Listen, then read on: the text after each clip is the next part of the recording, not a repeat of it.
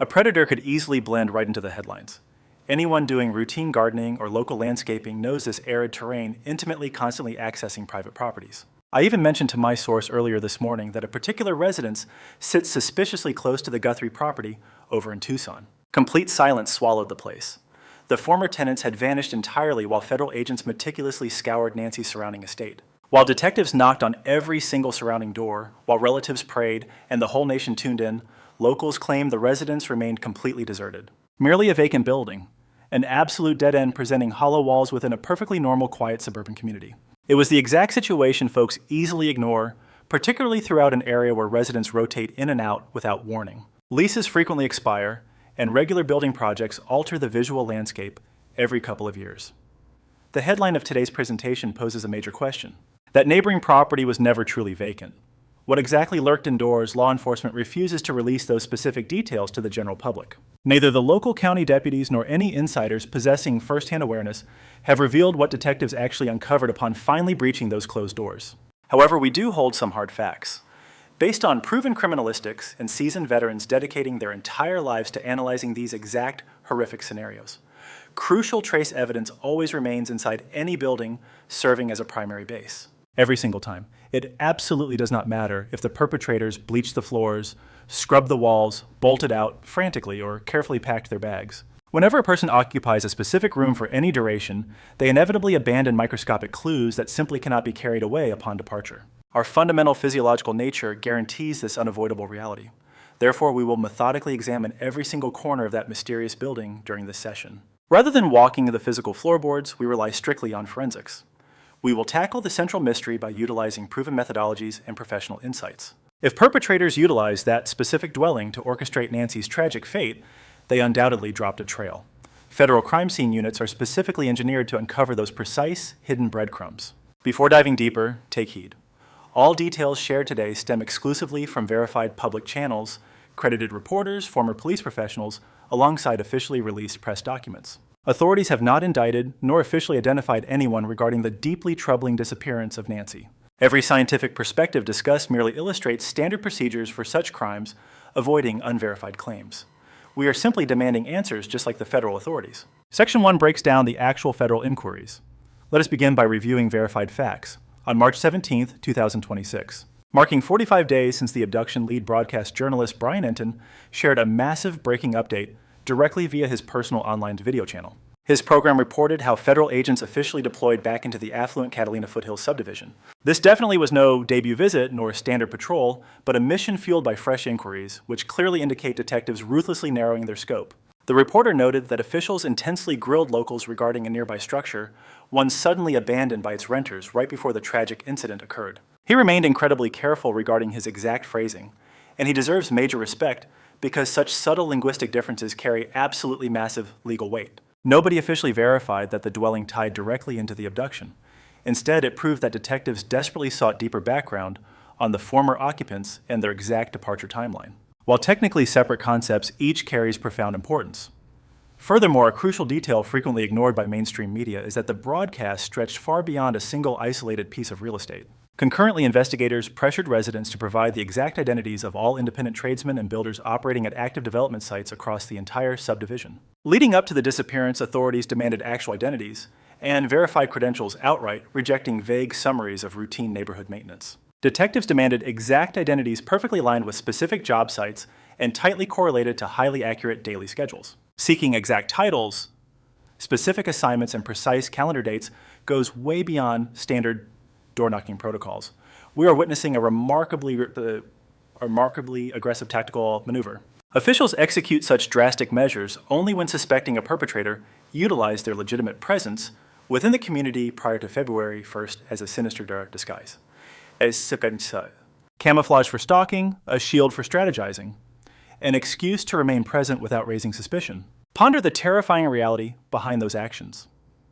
Federal authorities have completely abandoned generic inquiries in favor of demanding highly specific personal identities. This proves the operation violently shifted from passively collecting background noise directly into a strictly offensive hunting sequence. Particular suspects directly linked to very narrow hourly brackets and placed within an uncomfortably close radius of the main crime scene. This process defines true tactical elimination. Systematically shrinking the suspect pool proves authorities are seeing a sharper image regardless of our civilian blindness. Section 2 highlights the highly observant locals. Long before agents targeted that exact structure, a pair of nearby residents already flagged it. This critical fact does not necessarily expose police secrets, rather it firmly anchors the origin point of mounting suburban suspicions.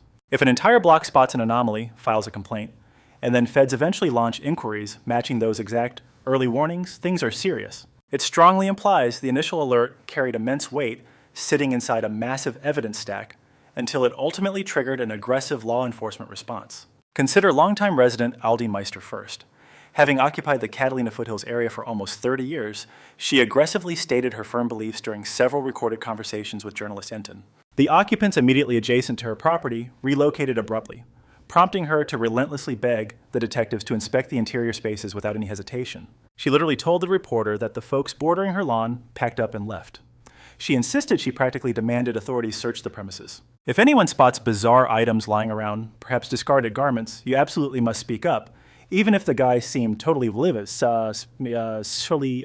yet perfectly fluent. Thus, it was never a random, fleeting worry, nor a subtle feeling, but a highly persistent and formal plea previously submitted straight to the authorities. Spending 30 full years surviving on a single street instills a gut-level awareness that outsiders could never artificially replicate or simply fake. Forget casual observation. Living in this neighborhood means intimately memorizing every parked car, daily routine, and revolving door of short-term tenants. A standard empty unit feels entirely distinct from a chilling space that triggers your deepest internal alarm bells. Decades of local living sharpened Aldine Meister's intuition, practically screaming at her to investigate that suspicious residence immediately. Crucially, this same insightful neighbor filed a police report about an unknown individual lurking roughly 2 to 3 weeks prior to the abduction. He was neither a local resident nor a familiar neighborhood worker, displaying wildly unsettling body language, while hiding his face under a highly memorable hat as he awkwardly navigated the entire street. Keeping a close eye on his movements led to an undeniable realization this creepy guy was completely out of place. Explaining her gut feeling to Andy 9, she insisted 30 years somewhere teaches you exactly what blends in versus what stands out. An outsider sticking out like a sore thumb appeared locally 2 to 3 weeks preceding the kidnapping.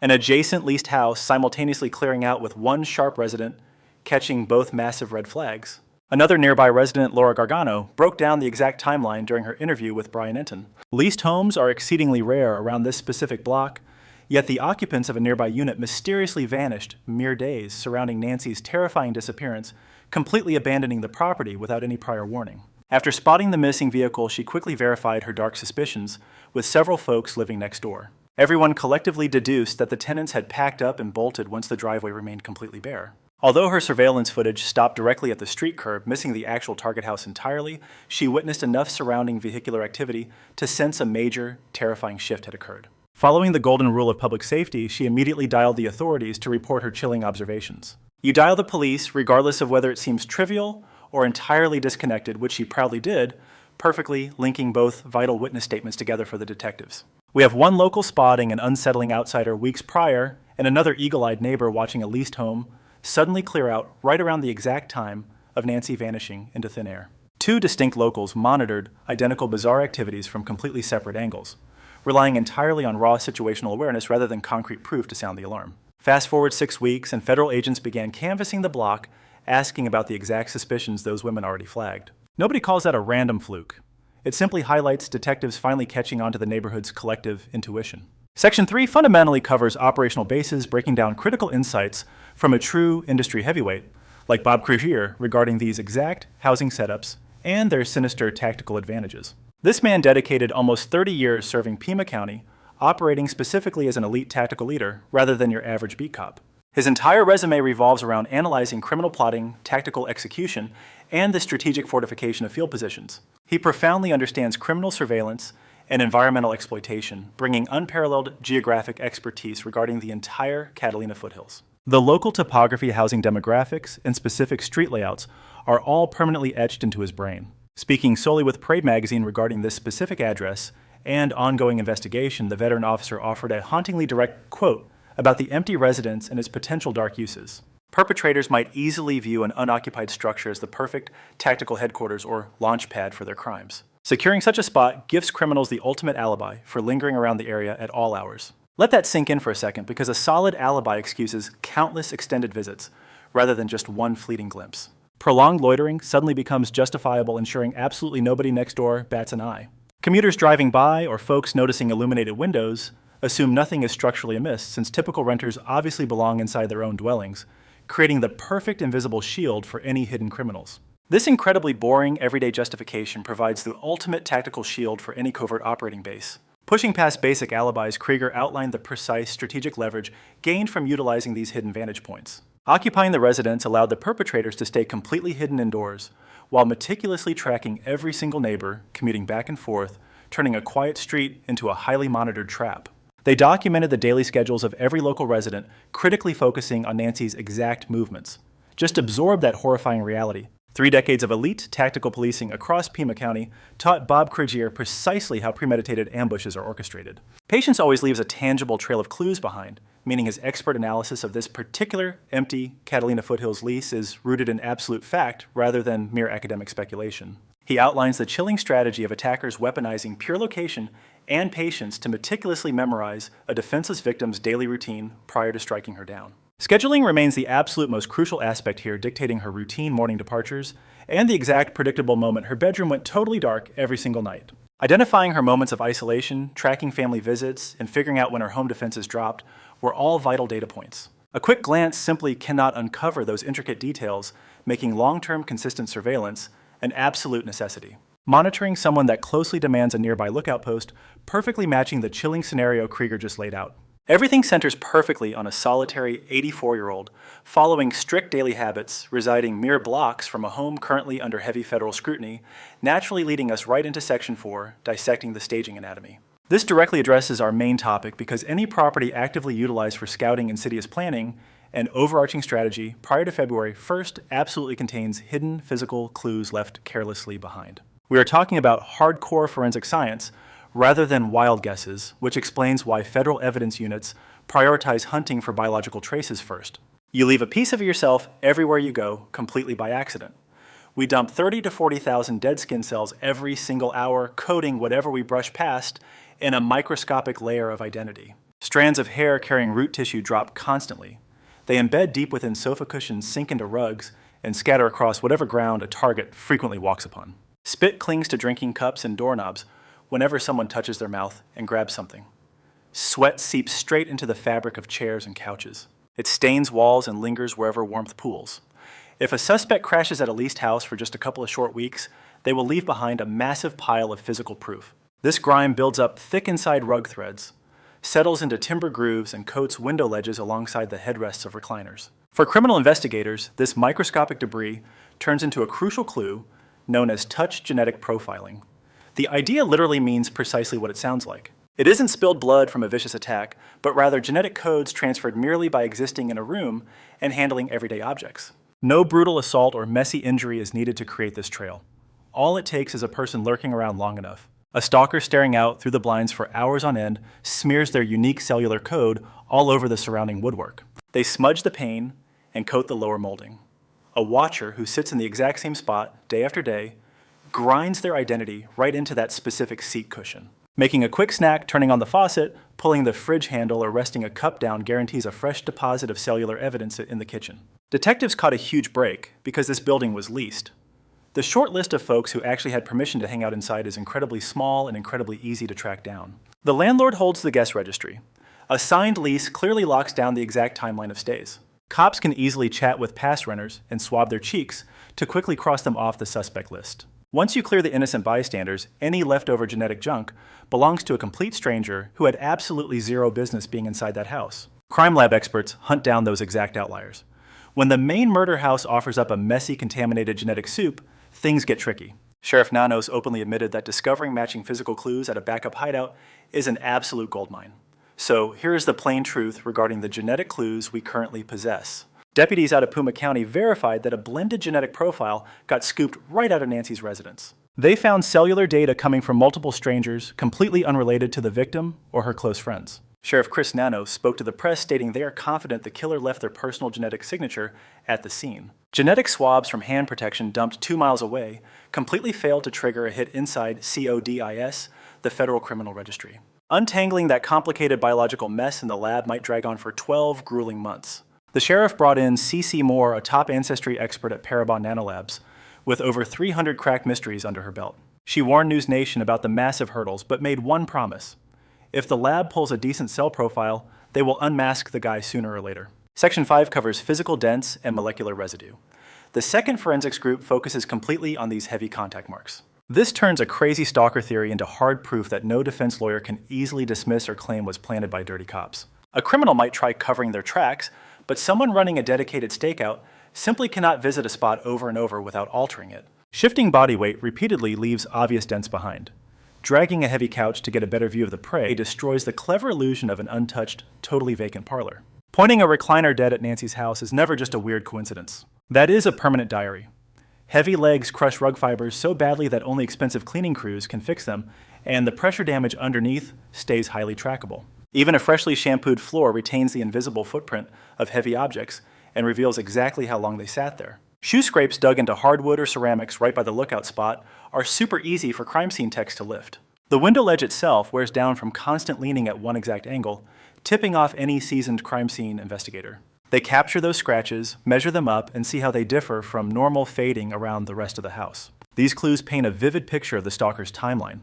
Category 3 dives into molecular residues like empty snack bags. Drinking containers and half-eaten meals from a long stakeout leave a massive trail of trash, greasy fingerprints, and dead skin cells. Smoked tobacco ends rank as absolute gold mines for criminal labs trapping fresh spit inside a synthetic filter that basically never breaks down. Finding an ashtray in an apartment previously rented by health nuts sets off massive alarm bells for investigators. A discarded water jug covered in dried drool gives scientists a perfectly preserved cellular map.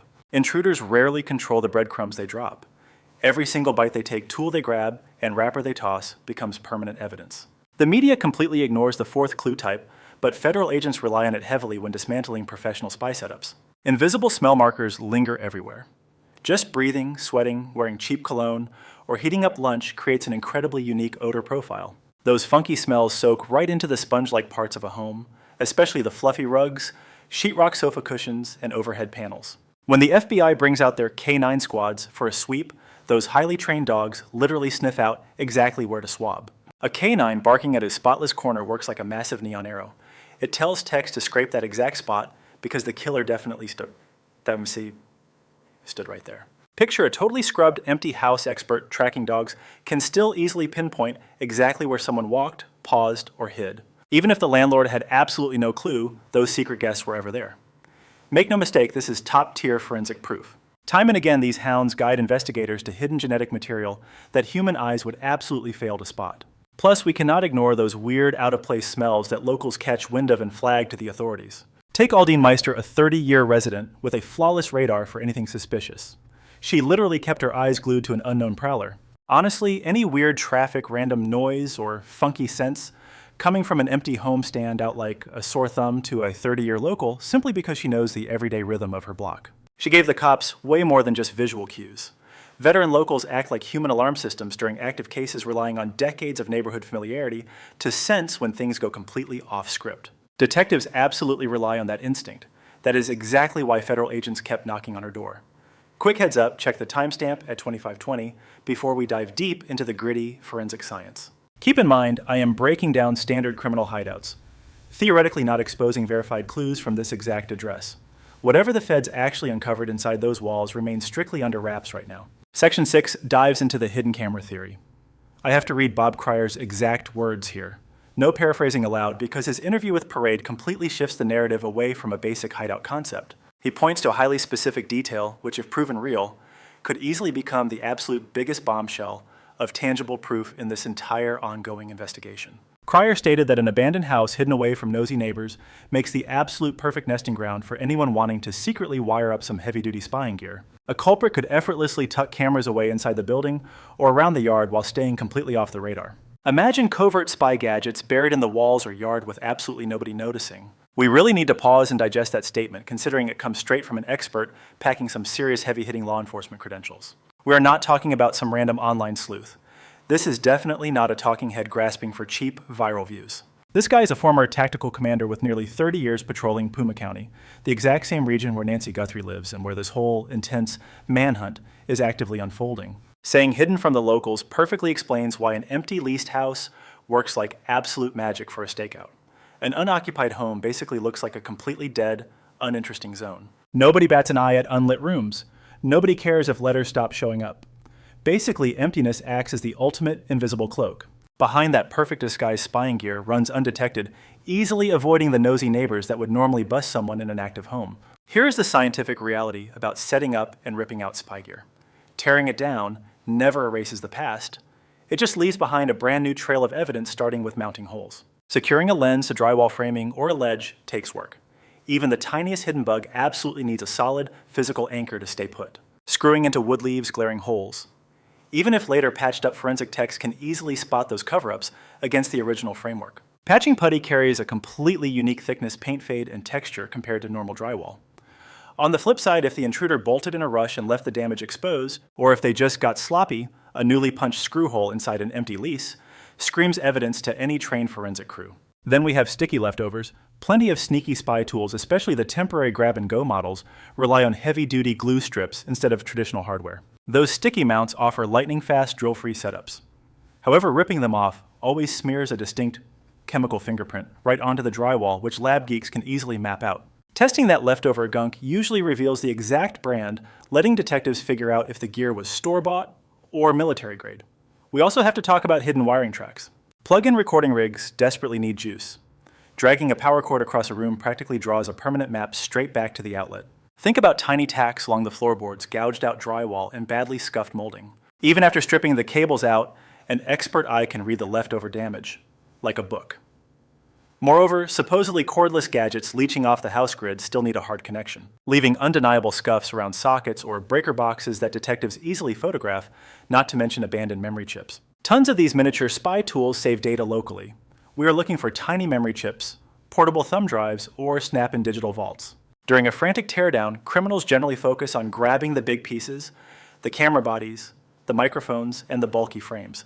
But those tiny data chips are incredibly easy to lose. A panicking criminal might accidentally leave a storage chip stuck inside the detached casing, drop it behind a loose floorboard, or just completely forget it while rushing out the front door. Imagine if a rogue data card somehow got left behind in that house, perhaps slipped inside the drywall, or lost behind an air grate, or trapped near the original mounting spot that microchip could easily contain weeks of crystal clear video staring right at Nancy Guthrie's private property. It would show her porch, her cars, her daily routines, the exact intelligence the stalker used to orchestrate the horror on February 1st. Let me be totally upfront here. Nobody knows for sure if the cops actually found this stuff. Federal agents are keeping absolutely quiet about what they pulled out of that mysterious house. I am strictly breaking down the standard scientific playbook, detailing the exact categories of clues a top-tier crime unit would systematically hunt down, heavily inspired by Bob Cryer's recent public statements. Moving to Part 7, the Federal Forensic Squads. The reason this science matters so much comes down to the sheer, elite skill of the crew tearing that building apart. These federal evidence squads are definitely not your average street cops. They act like highly elite specialized units where every single agent masters a unique scientific niche, namely cyber tracking complex DNA, swabbing microscopic fiber hunting, and advanced chemical matching. Whenever these experts hit a backup location, they swarm the whole place at once, ripping through every single bedroom countertop and utility line. Looking at this kidnapping crisis, I see a full-blown federal manhunt. Any suspicious side property gets torn down to the studs by forensics, never just a quick, lazy walkthrough. When the forensic squad breaches that door, they bring black lights, chemical swabs, high-tech gear, camera protocols, and a rock-solid evidence trail starting right at the porch. Beyond the physical clues, an entirely hidden cyber angle exists regarding this specific situation. That empty house holds electronic secrets any decent federal agent will undoubtedly tear apart. Any phone or laptop hitting a local wireless network permanently stamps its unique digital fingerprint directly into the router history.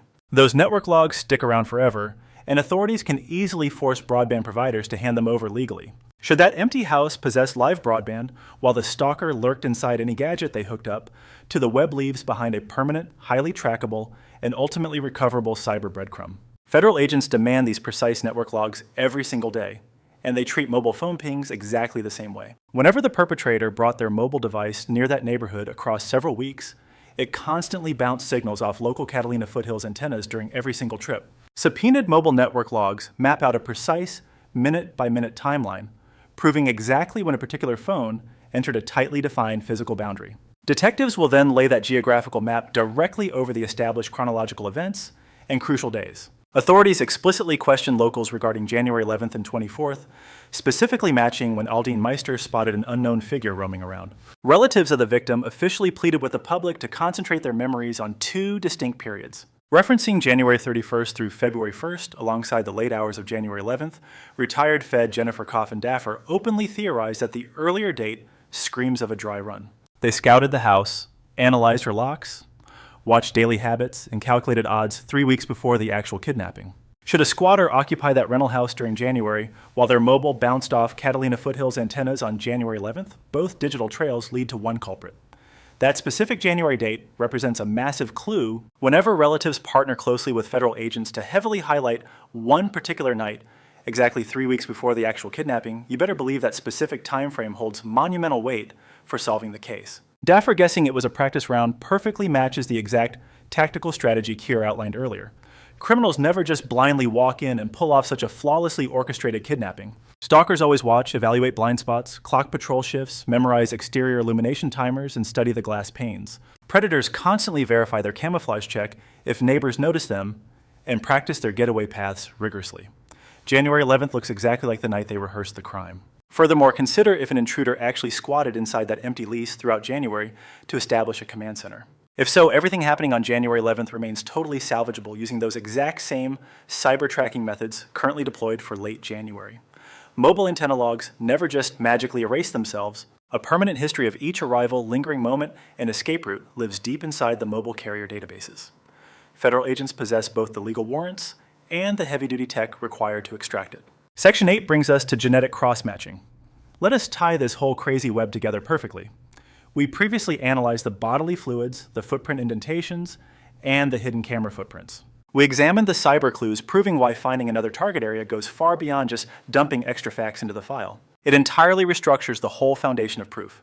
Consider this basic fact: the feds already secured genetic samples straight from Nancy Guthrie's residence. Local Pima County law enforcement officials openly admitted this truth. The lead deputy officially stated those biological traces likely originated from the killer. However, that genetic material presents serious hurdles because it contains multiple overlapping profiles. Technicians heavily struggled to untangle the overlapping genetic strands, warning the analysis might consume 12 full months. Consequently, detectives pivoted aggressively toward ancestral DNA tracking. Expert C.C. Moore confidently labeled the puzzle solvable if given a pristine swab. Ancestral tracing offers one solid way forward. Investigators feed the sequence code into public registries like GED Match and Family Tree. DNA eagerly hunting down blood relatives of the mystery. Suspect. They construct the bloodline in reverse until hitting a living descendant who might willingly provide a cheek swab. Cops use this exact brilliant strategy to finally cage the infamous Golden State Killer. The method effectively nailed Brian Kohberger for the horrific University of Idaho massacres. The science absolutely delivers results, though it often requires agonizing patience. However, an alternate route exists which totally bypasses both the degraded bedroom swabs and the desperate hope that the killer's relatives previously took commercial ancestry tests. That golden ticket is discovering an entirely new secondary target zone.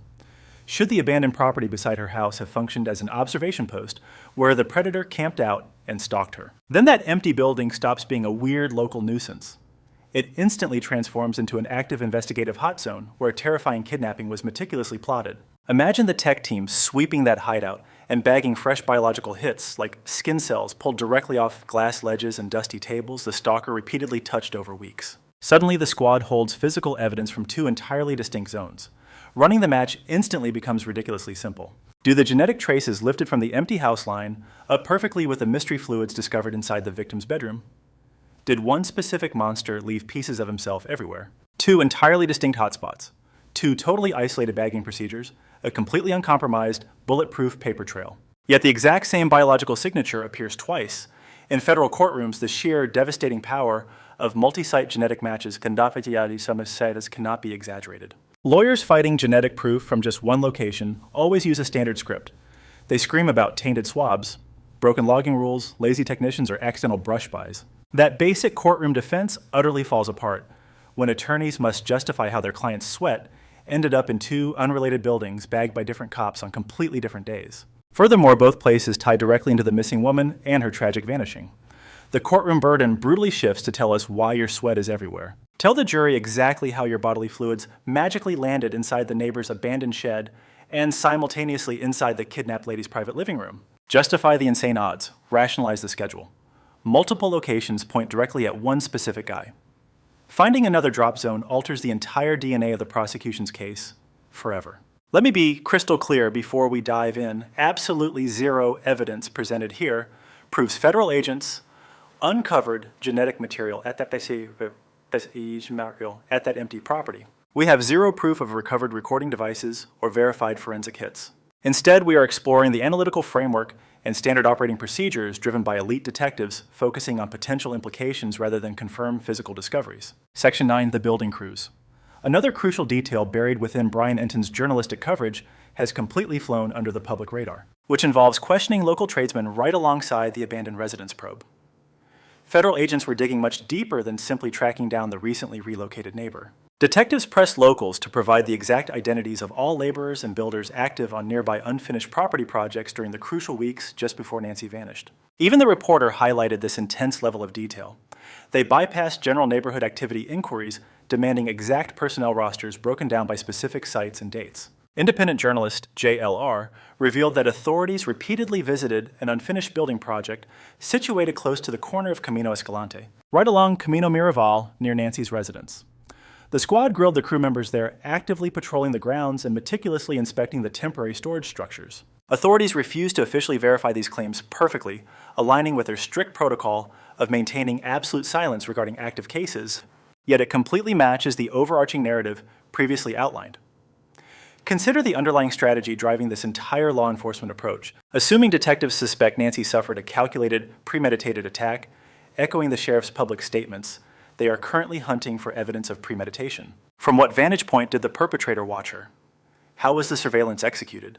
An active building zone offers a perfect, unquestioned excuse to linger nearby. Laborers rotate constantly while trucks idle randomly. Strangers can navigate these lots for months without raising red flags, making building zones the ultimate camouflage, much like an empty lease. Both scenarios effectively serve the exact same purpose, providing a flawless disguise for someone to repeatedly stalk Nancy's community over a prolonged duration while remaining completely invisible. Federal agents are tugging at both clues since they ultimately answer the identical underlying mystery. Was close physical access utilized to orchestrate the crime? Analyzing this dual-pronged tactical approach reveals volumes regarding the current trajectory of this massive manhunt. Whenever authorities conduct simultaneous probes into empty leases and local tradesmen, they certainly aren't just taking random shots in the dark. Teams aren't dispatched to interrogate targeted laborers or search temporary tool houses, while concurrently pumping locals for details on a highly specific former resident for no reason. Without a solid hypothesis tying everything together, seasoned detectives simply refuse to waste time on pointless chores. Pushing multiple distinct investigative paths at once strongly implies that law enforcement models predict an inevitable collision of these clues. These paths might simply act as alternative routes, leading directly to one specific suspect or criminal syndicate. Alternatively, the Bureau is systematically striking out every logical local disguise before dropping the hammer on the final remaining target. Regardless, this highly calculated strategy indicates the operation has drastically sharpened its lens, moving far past the chaotic initial phase of sorting through 13,000 random leads. Complex casework often utilizes a vital concept commonly known as the coverage map. Prior to fully backing a specific hypothesis, detectives meticulously catalog anyone possessing a valid, believable excuse for lingering around the main incident zone during the critical time window. An empty apartment provides one specific type of access-secluded domestic camouflage. Meanwhile, building crews offer a completely different veil of occupational legitimacy. Once detectives exhaust both of these distinct angles, interrogated the subjects, secured consensual genetic samples if possible, and verified their alibis. The remaining group consists solely of individuals spotted near the vicinity, lacking any valid justification for their shadowy presence. This heavily filtered roster becomes the prime suspect list. Federal authorities are clearly churning through this exact procedural gauntlet right now. During a live federal kidnapping manhunt, this routine is far from academic. It remains a brutally systematic, timeline-driven, and completely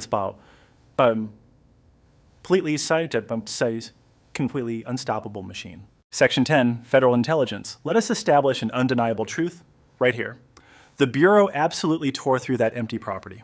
This is obvious as top-tier detectives simply won't waste 6 weeks grilling locals about a single residence only to ignore raiding and securing the premises. This is guaranteed since standard agency protocols during a live kidnapping operation mandate a full forensic sweep of any structure matching a primary investigative lead. It is verified because a pair of Nancy's neighbors directly begged the authorities to investigate that dwelling with one plea occurring during the initial days of the search. Federal detectives can easily spot a perpetrator's base camp. They have dismantled countless operational hubs while battling mafia syndicates, radical cells, kidnappers, and brutal offenders over many decades. The agency intimately understands hidden genetic markers, structural disturbances, leftover hardware clues, and phantom electronic trails. Armed with elite instruction, cutting-edge gadgetry, and supreme jurisdiction, these forensic squads never perform superficial walkthroughs when breaching a location during a high-stakes missing persons crisis. They vacuum up absolutely every detail.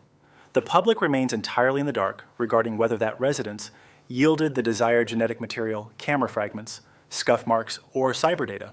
When pressed by Newsweek reporters about the abandoned home, the Phoenix division predictably stonewalled the media. The agency notoriously maintains total radio silence during unresolved operations. Refusing to speak doesn't imply innocence or a brick wall. It is simply standard bureaucratic protocol to prevent tipping off the culprit or tainting the fragile memories of crucial witnesses or destroying an impending criminal trial. Retired bureau operative Jennifer Koffendorfer framed this situation perfectly during late March. Nancy's file is absolutely burning up off camera across all these distinct angles. Our inability to watch the squad actively hunt down these leads means nothing. So trust me when I guarantee these detectives are drowning in a massive tsunami of high-quality clues, dwarfing what standard cases produce. Listen to a veteran federal investigator who truly understands the dark realities of these manhunts. The situation is intensely heating up across every front as we hit the 8th week since 84-year-old Nancy Guthrie vanished without her essential daily prescriptions. Savannah recently took to the internet with a heartbreaking update writing, "My faith remains strong and my spirit isn't broken." Relatives posted a $1 million bounty, while federal authorities chipped in an extra $100,000. Investigators have sifted through over 13,000 leads, already pointing them directly to a seemingly peaceful subdivision out in the Catalina foothills, where an apparently abandoned property has suddenly become the primary focus of an intense federal probe, sparking the exact terrifying mystery posed right in our video title. What did they uncover indoors? Agents tore that property apart, searching for clues, highly trained to spot a captor's den, though officials are staying completely tight-lipped about their actual discoveries. Should you possess even the tiniest detail regarding Nancy Guthrie's fate, authorities are begging for your input by dialing 1-800 call FBI. Submit digital clues to tips.fbi.gov to claim the family's $1 million plus that supplementary $100,000 federal payout for a solid conviction. This 84-year-old woman desperately requires her pills, meaning the clock is aggressively ticking against us, so please hit subscribe and drop your thoughts below. Your ongoing dedication is crucial here, particularly if you have tracked this mystery from day one. Send this clip to fellow true crime fans because raising massive public awareness makes it virtually impossible for the perpetrator to quietly vanish back into normal society. In a world that often feels ordinary and predictable, the most dangerous truths can hide in plain sight. A quiet house, an empty property, a place everyone assumes is harmless, these are the spaces we overlook. Yet this story reminds us of a powerful lesson: nothing is ever truly invisible. Every action leaves a trace. Science teaches us that even when someone tries to erase the past, cleaning, hiding, running tiny fragments of truth remain. These fragments wait patiently for someone to care enough to look closer. That is where responsibility begins, not only for investigators, but for all of us. We live in communities, not just neighborhoods. When we ignore unusual silence, sudden disappearances, or things that don't feel right, we allow darkness to grow unnoticed. Awareness is not fear. It is protection. It is compassion. It is the courage to question what others dismiss. This lesson goes beyond crime. It speaks to life itself. Your actions matter, your presence leaves an impact, and truth, no matter how deeply buried, always finds a way to surface. So stay aware, stay curious, and never underestimate the quiet signs around you, because sometimes noticing is the first step toward justice.